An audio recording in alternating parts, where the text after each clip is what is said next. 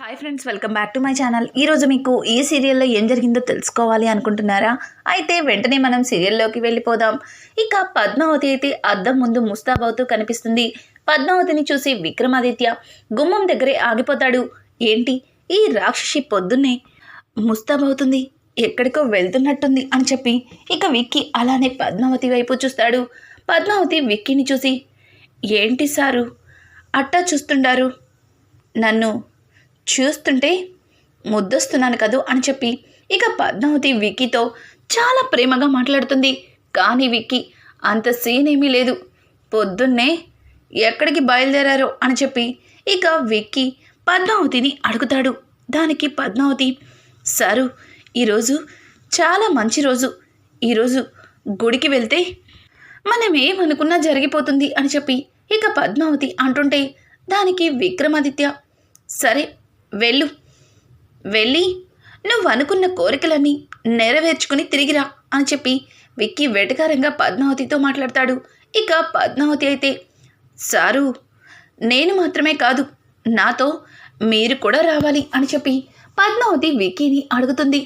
చూడు, నాకు అలాంటి ఏమీ నచ్చవని నీకు బాగా తెలుసు, నన్నెందుకు ఇబ్బంది పెడతావు అని విక్కీ మాట్లాడుతుంటే, అది కాదు సారు, త్వరలోనే పాప మనకి దొరకాలని ఆ దేవుడికి ఈరోజు మొక్కు చెల్లించుకుందామని, మీరు కూడా వస్తే బాగుంటుంది కదా.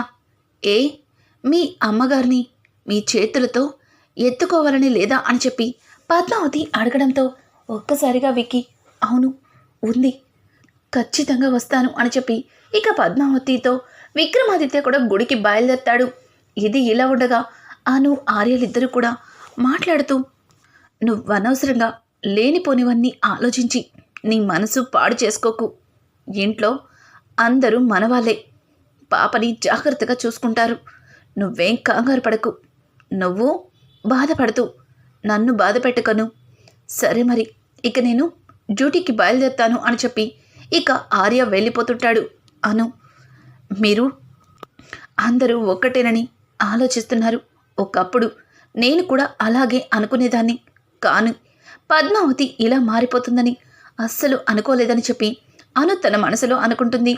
ఇక కుచల అయితే నారాయణకి పూజల మీద పూజలు చేసి చాలా విసిగిస్తుంది. ఒసై, నీకు దండం పెడతానే, ఈ ఒక్కరోజున నన్ను ప్రశాంతంగా బ్రతకనివ్వే అని చెప్పి నారాయణ కుచలతో అంటుంటే, నారు నువ్వు ఈ ఒక్కరోజు పూజ చేయించుకుంటే చాలు, ఇక రేపటి నుంచి నేను ఏ పూజలు వ్రతాలు చెయ్యను, ఎందుకంటే ఈ రోజుతో నా నోము పూర్తయిపోతుంది అని చెప్పి ఇక కుచల నారాయణతో మాట్లాడుతుంది. ఏంటి, ఈరోజు నీ నోము పూర్తయిపోతుందా, ఇది నిజమేనా అని అడగడంతో, అవును నారు, నిజం, ప్రామిస్ అని చెప్పి ఇక నారాయణ మీద ఒట్టువైపోతుంటే, వద్దులే గాని నీ మాట నేను నమ్మాను, సరే ఈ ఒక్కరోజుకి నీకు అవకాశం ఇస్తున్నాను, అలా అని వేడినీళ్ళతో కాళ్ళు కడగడం, ఇక పొగతో మొహాన్ని నలుపు చేయడం, ఇట్లాంటివి మాత్రం చెయ్యకూడదు అని అంటుంటే, నారు ఇక అట్లాంటివి అస్సలు చెయ్యను, ఈసారి చేసేది వేరే అని అంటూ ఉంటే, ఏంటి వేరేనా, ఏంటే, నాకెందుకు నిన్ను చూస్తుంటే భయం వేస్తుంది, కొంప తీసి శూలమేమి నా నాలికకి గుచ్చావు కదూ అని అంటుంటే, నారు నువ్వు రియల్లీ ఇంటెలిజెంట్, నిన్ను చూస్తుంటే నాకు భలే ముచ్చటేసేస్తుంది, ఇప్పుడు నేను అదే చేస్తున్నాను, అలా చేస్తే మనకున్న పాపాలు పోయి మళ్ళీ మనిద్దరం భార్యాభర్తలుగా పుడతామట అని అంటుంటే, అమ్మో ఈ జన్మకే నిన్ను భరించలేకపోతుంటే మళ్ళీ వచ్చే జన్మలో కూడా నిన్ను భరించాలా అని చెప్పి ఇక నారాయణ అక్కడి నుంచి పరుగులు తీస్తాడు. అలా నారాయణ వెళ్ళిపోతుంటే అదే టైంలో విక్కీ పద్మావతి గుడికి బయలుదేరుతూ వాళ్ళని చూసి గట్టిగా నవ్వుతారు. ఇక ఇక్కడ చూస్తే యశోధరైతే వాళ్ళమ్మతో గుడికి రానని చెప్పి చిన్న పిల్లాళ్లాగా మారాం చేస్తుంటే, ఇంకా సుగుణ, యష్ ఈ ఒక్కసారికి ఈ అమ్మ మాట వినాలి కదా, పద గుడికి వెళ్దాం అని అంటుంటే, సుగుణ నాకు ఇలాంటివన్నీ ఇష్టం ఉండదని తెలుసు కదా, నువ్వు వెళ్ళు, కావాలంటే నేను నీ కోసం మంచిగా వచ్చేసరికి కాఫీ రెడీ చేసి ఉంచుతా అని అంటుంటే, రే ముదురు బెండకాయ్, నోరు మూసుకొని పద బ్రతిమలాడుతుంటే ఏంటి బెట్టు చేస్తున్నావు, 4 తగిలిస్తాను గుడికి రాకపోతే అని చెప్పి ఇక సుగుణ చెయ్యెత్తపోతే దానికి ఒక్కసారిగా యశోధర్ అమ్మో సుగుణ డార్లింగ్కి చాలా కోపం వచ్చేసింది. పద నేనే వస్తాను అని చెప్పి ఇక యశోధర్ సుగుణని తీసుకుని గుడికైతే బయలుదేరతాడు. ఇక్కడ పద్మావతి కూడా విక్కీతో గుడికి వస్తుంది. పద్మావతి విక్కీ చెప్పుల పక్కనే చెప్పులు విడుస్తూ, సారు ఎప్పుడు భర్త పక్కన భార్య ఉండాలి, అలాగే ఆయన విడిచే చెప్పుల పక్కన కూడా భార్య చెప్పులే ఉండాలి అని చెప్పి పద్మావతి అంటూ విక్రమాదిత్యాని కాస్త ఇంట్రెస్టింగ్గా ఉండేలాగా చేస్తుంది. ఇక విక్కీ పద్మావతి ఈరోజు ఎందుకో నాకు చాలా ఇంట్రెస్టింగ్గా అనిపిస్తుంది, అలాగే పద్మావతి మాటలు పద్మావతి చేష్టలు ఎందుకో నాకు ఎక్కువగా తనకి అట్రాక్ట్ అవుతున్నట్టు అనిపిస్తుంది అని చెప్పి ఇక విక్కీ తన మనసులో అనుకుంటాడు. అలా కాళ్ళు కడుక్కున్నప్పుడు ఒక్కసారిగా పద్మావతి విక్కీలకి తల కొట్టుకుంటుంది.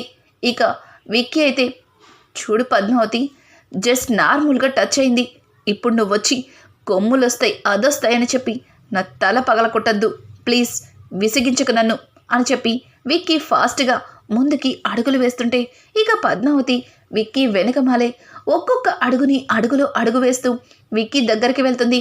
ఒక్కసారిగా విక్కీ వెనక్కి తిరిగి చూసేసరికి ఏయ్ మెంటల్ ఏం చేస్తున్నావు అంటుంటే, సారు ఒక్కసారి ఇటు చూడండి మనం 7 అడుగులు నడిచేశాం అని అంటుంటే, అలా నడవడం పట్టించే కదా నీతో నేను గుడికి రావాల్సి వచ్చింది అని చెప్పి ఇక విక్కీ మాట్లాడుతుంటాడు.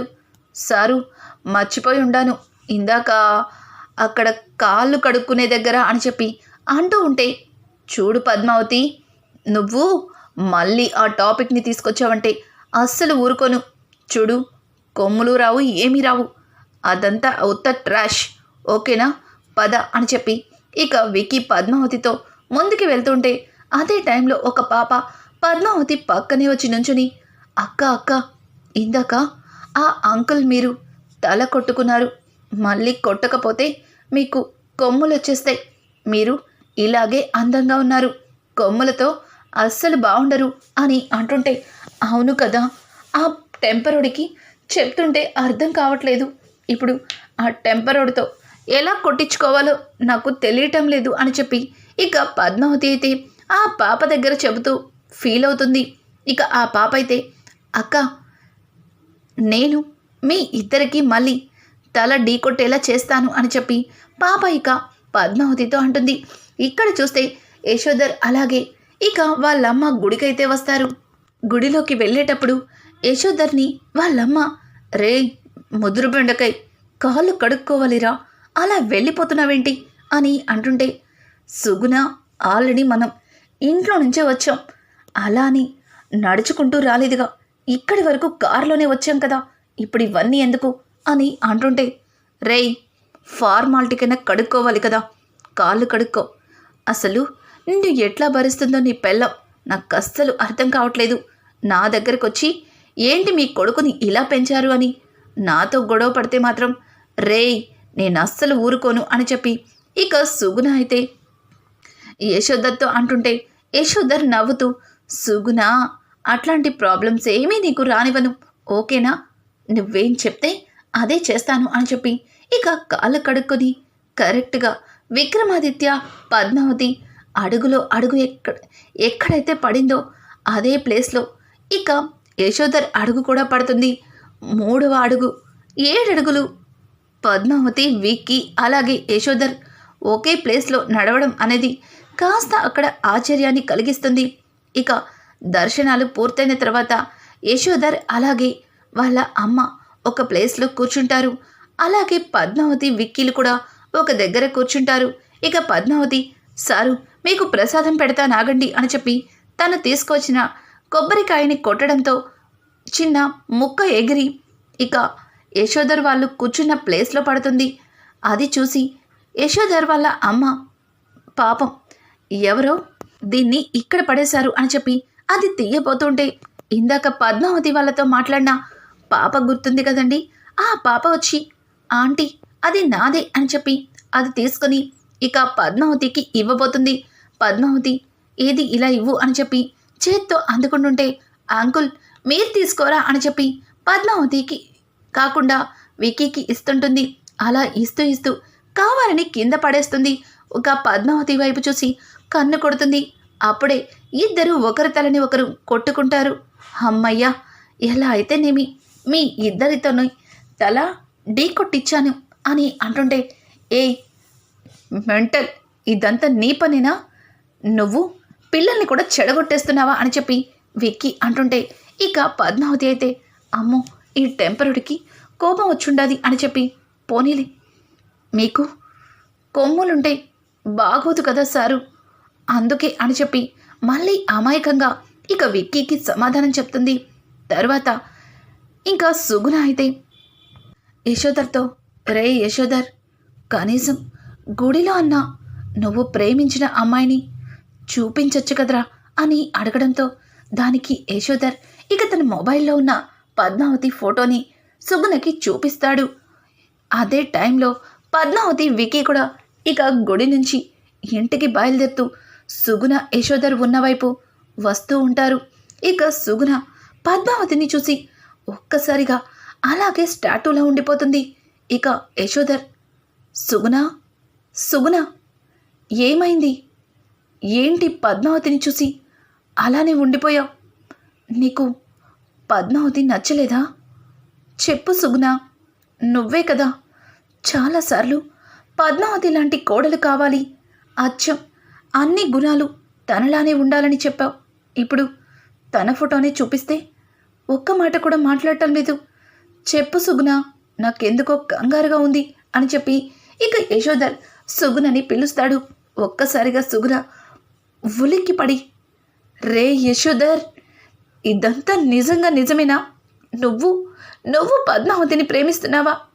రే, ఎన్ని రోజులు ఎలాంటి అమ్మాయిని ప్రేమిస్తావో ఆ అమ్మాయి మనతో ఎలా ఉంటుందో నేను ఆలోచిస్తూ చాలాసార్లు టెన్షన్ కూడా పడ్డాను. పద్మావతిని చూసిన తర్వాత తనలాంటి కోడలి ఇంటికి రావాలని ఎంతగానో దేవుణ్ణి ప్రాధేయపడ్డాను. కానీ ఆ దేవుడు నా మొరని ఆలకించాడ్రా. అందుకే పద్మావతినే మన ఇంటికి కోడలిగా పంపిస్తున్నాడు. రే యశోధర్, త్వరగా వెళ్ళి పద్మావతి వాళ్ళ ఇంట్లో వాళ్ళతో మాట్లాడేసి ఫాస్ట్గా మీ పెళ్ళి జరిపిచ్చేస్తాను అని చెప్పి ఇక సుగుణ మాట్లాడుతూ ఉంటే సుగుణ మాటలకి యశోధర్, సుగుణ ఎందుకో కంగారు పడుతున్నావు? కాస్త ఓపిక పట్టు. పద్మావతికి నా మనసులో మాట చెప్పాలి, తర్వాత తను కూడా నన్ను యాక్సెప్ట్ చేయాలి అని చెప్పి ఇక యశోధర్ మాట్లాడుతుంటే యశోధర్ మాటలకి, రే మొద్దు, ఆల్రెడీ పద్మావతి నీ ప్రేమని యాక్సెప్ట్ చేసేసింది. అందుకే కదా నిన్న నైట్ 12ంటికి నీకు మెసేజ్ పెట్టింది. ఇంకా నువ్వు అర్థం చేసుకోకపోతే ఎలా? ఆడపిల్ల సిగ్గు విడిచి అన్నీ చెప్పాలంటే అస్సలు వీలు కుదరదు.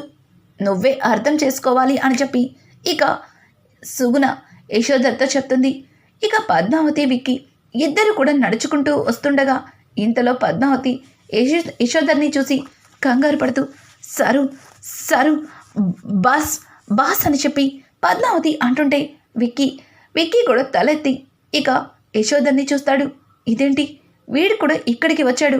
ఇప్పుడు కనుక నన్ను పద్మావతితో చూస్తే ఖచ్చితంగా వీడికి నిజం తెలిసిపోతుంది.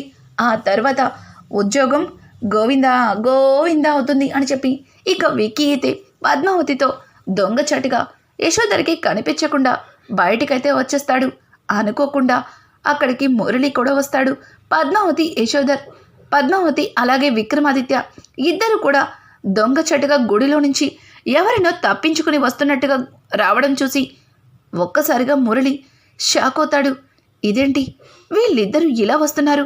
వీళ్ళిద్దరిని ఎవరు చూస్తున్నట్టుగా వీళ్ళెందుకు భయపడుతున్నారు అని చెప్పి ఇక మురళి తొంగి చూడడంతో దూరంగా యశోధర్ అలాగే వాళ్ళమ్మ కూర్చుని ఉంటారు.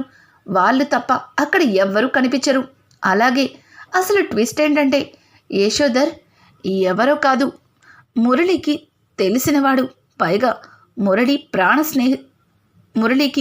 ప్రాణ స్నేహితుడు. ఇక మురళి కార్ దిగి, hi Yashodhar, many more happy returns of the day అని అంటుంటే, రేయ్ నువ్వు ఇక్కడే నాకు విష్ చేసి వెళ్ళిపోవాలనుకుంటున్నావేమో, అస్సలు కుదరదు.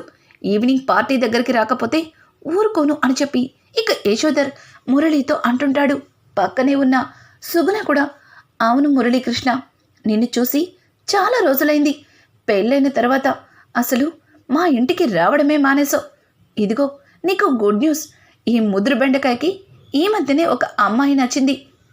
తనకి ప్రేమ చెప్పడానికి ఎంతలాగా భయపడుతున్నాడో అని అనడంతో ఇక మురళి, ఏంట్రా ఏంటి ఇదంతా నిజమేనా? నువ్వేంటి ఒక అమ్మాయిని ప్రేమించడమేంటి? ఎవరా లక్కీ గర్ల్? నాకు చెప్పు, తనతో నేను మాట్లాడతాను అని అంటుంటే దానికి యశోధర్, వద్దురా, నీ లాయర్ బుద్ధులని నా దగ్గర చూపించద్దు. నేనే నా మనసులో మాటని తనకి చెప్తాను.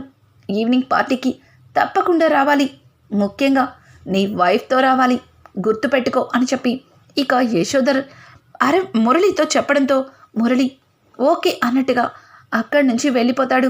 ఇక ఈవినింగ్ పార్టీలో ఒక్కొక్కరు వస్తూ ఉంటారు. అలాగే పద్మావతి, ఇక విక్కీ ఇలా ఒక్కొక్కరు పార్టీకి వస్తుంటారు. అలాగే సడన్గా మురళి ప్రత్యక్షమవుతాడు. మురళిని చూసిన యశోధర్, హాయ్ మురళీకృష్ణ, ఏంట్రా త్వరగా రమ్మని చెప్తే ఇంత లేటుగా వచ్చావు అని అంటుంటే దానికి మురళి, కోర్టులో వర్క్ ఉందిరా, అందుకే కాస్త లేట్ అయింది అని చెప్పి ఇక మురళి మాట్లాడతాడు. అలాగే యశోధర్ వాళ్ళ అమ్మ సుగుణ మురళిని చూసి, ఏంటి ఒక్కడివే వచ్చావు, ఎక్కడా మా కోడలెక్కడా అని అడగడంతో దానికి, అయ్యో తీసుకురాకపోతే మీరు ఊరుకుంటారా, అదిగో తీసుకొచ్చాను అని చెప్పి అరవిందని చూపిస్తాడు. ఇక అరవిందని చూసిన యశోధర్ వాళ్ళ అమ్మ ఇద్దరు కూడా చాలా ఆనందపడతారు. ఇక యశోధర్ అరవింద్ దగ్గరికి వెళ్ళి, నమస్తే అండి, నా పేరు యశోధర్. చిన్నప్పుడు మురళీకృష్ణ నేను కలిసి చదువుకున్నాం. మేమిద్దరం ప్రాణ స్నేహితులం. నాకంటే పెద్దవాడైనా ఇద్దరం చాలా బెస్ట్ ఫ్రెండ్స్ అని అంటుంటే ఇక మురళి, రేయ్ నన్ను మరీ అంత పెద్దవాడిని చేయకు, నీకంటే ఒక 2 years మాత్రమే పెద్దవాడిని, అంత మాత్రాన నేనేం ముసలోడిని అయిపోలేదులే అని చెప్పి మురళి వెటకారంగా మాట్లాడతాడు.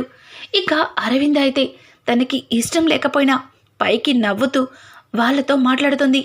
ఇక అరవిందని ఒక దగ్గర కూర్చోబెట్టి, చూడు, ఇక్కడి నుంచి తప్పించుకోవాలని ప్రయత్నిస్తే అక్కడ మీ తమ్ముడు దగ్గర ఉన్న నీ పాపని చంపేస్తాను అని చెప్పడంతో ఒక్కసారి అరవింద షాక్ అయిపోతుంది. ఎందుకంటే ఇన్ని రోజుల నుంచి ఏ రోజు కూడా అరవింద పాప ఎక్కడ ఉందో మురళికి తెలియకుండా దాచిపెట్టింది. ఒక్క క్షణం అలా అరవింద మురళి చెప్పిన మాటలకి ఇక బొమ్మలాగా ఉండిపోతుంది. వీడికి నా బిడ్డ గురించి ఎలా తెలిసింది అని చెప్పి కాస్త అరవింద భయపడుతుంది. ఇక ఇంతలో పద్మావతి లోపలికి వచ్చి అన్నీ చూస్తూ అనుకోకుండా అరవిందని చూస్తుంది. మళ్ళీ తల తిప్పి చూసేసరికి ఎవరో అడ్డం వచ్చి వేరే మనిషి నిలబడి కనిపిస్తారు. నేను వదిన గురించి ఎక్కువ ఆలోచిస్తున్నట్టున్నాను, వదిన్ని ఎక్కడ చూసినా వదినే కనిపిస్తుంది అని చెప్పి పద్మావతి అనుకుంటూ అక్కడి నుంచి వెళ్ళిపోతుంది. సడన్గా విక్కీ కూడా అదే ప్లేస్లో వచ్చి నుంచునేసరికి ఇక మళ్ళీ అరవింద కనిపిస్తుంది. అక్క అని చెప్పి మురళి ముందుకు వెళ్ళేసరికి అరవిందని అక్కడి నుంచి మురళి పక్కకి తీసుకెళ్తాడు. చూసేసరికి ఆ ప్లేస్లో వేరొక వ్యక్తి కూర్చుంటుంది. ఆవిడ్ని చూసి సేమ్ విక్రమాదిత్య కూడా అలాగే ఫీల్ అవుతాడు.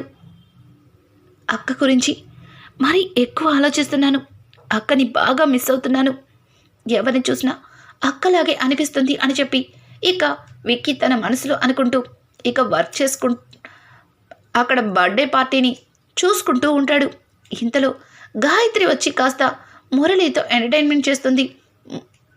విక్కీని విసిగిస్తుంది. విక్కీ చిరాకు పడుతూ, ఇదొకత్తి ఎక్కడికి వెళ్తే అక్కడికి తోకలాగా వచ్చేస్తుంది అని చెప్పి విక్కీ చిరాకు పడుతూ ఉంటాడు. ఇంతలో స్టేజ్ పైకి ఇంకా అందరూ ఎదురు చూస్తున్నట్టు యశోధర్ అయితే వస్తాడు. యశోధర్ మీ అందరికీ ఒక గుడ్ న్యూస్ అని చెప్పి అందరి ముందు ఒక పెద్ద బాంబే పేలుస్తాడు. ఇక ఫంక్షన్లో యశోధర్ నోటి నుంచి వచ్చిన పద్మావతి పేరు విని మురళి షాక్ అయిపోతాడు. అలాగే విక్రమాదిత్యకి ఫీజులు ఎగిరిపోయినంత పని అవుతుంది. ఇక పద్మావతి అయితే నోటి నుంచి మాట రాకుండా అలాగే బొమ్మలా ఉండిపోతుంది. అసలు యశోధర్ ఫంక్షన్లో ఏం చెప్తున్నాడు? ఇక ఫంక్షన్కి వచ్చిన మురళిని, అరవిందని విక్కీ, పద్మావతులు కలుసుకుంటారా? ఈ రకంగా అయినా సరే అరవిందని మురళీకృష్ణ నుంచి కాపాడతారా? రానున్న ఎపిసోడ్స్ మరింత ఇంట్రెస్టింగ్గా మారబోతున్నాయి. ఈ వీడియో మీకు నచ్చినట్టయితే లైక్ చేసి సబ్స్క్రైబ్ చేసుకోవడం మాత్రం మర్చిపోకండి. Thanks for watching. Hi friends, welcome back to my channel. ఈరోజు మీకు ఈ సీరియల్లో ఏం జరిగిందో తెలుసుకోవాలి అనుకుంటున్నారా? అయితే వెంటనే మనం సీరియల్లోకి వెళ్ళిపోదాం. ఇక పద్మావతి అయితే అద్దం ముందు ముస్తాబవుతూ కనిపిస్తుంది. పద్మావతిని చూసి విక్రమాదిత్య గుమ్మం దగ్గరే ఆగిపోతాడు. ఏంటి ఈ రాక్షసి పొద్దున్నే ముస్తాబవుతుంది, ఎక్కడికో వెళ్తున్నట్టుంది అని చెప్పి ఇక విక్కీ అలానే పద్మావతి వైపు చూస్తాడు. పద్మావతి విక్కీని చూసి, ఏంటి సారు అట్టా చూస్తుండారు? నన్ను చూస్తుంటే ముద్దొస్తున్నాను కదూ అని చెప్పి ఇక పద్మావతి విక్కీతో చాలా ప్రేమగా మాట్లాడుతుంది. కానీ విక్కీ అంత సీన్ ఏమీ లేదు. పొద్దున్నే ఎక్కడికి బయలుదేరారో అని చెప్పి ఇక విక్కీ పద్మావతిని అడుగుతాడు. దానికి పద్మావతి, సారు ఈరోజు చాలా మంచి రోజు, ఈరోజు గుడికి వెళ్తే మనం ఏమనుకున్నా జరిగిపోతుంది అని చెప్పి ఇక పద్మావతి అంటుంటే దానికి విక్రమాదిత్య, సరే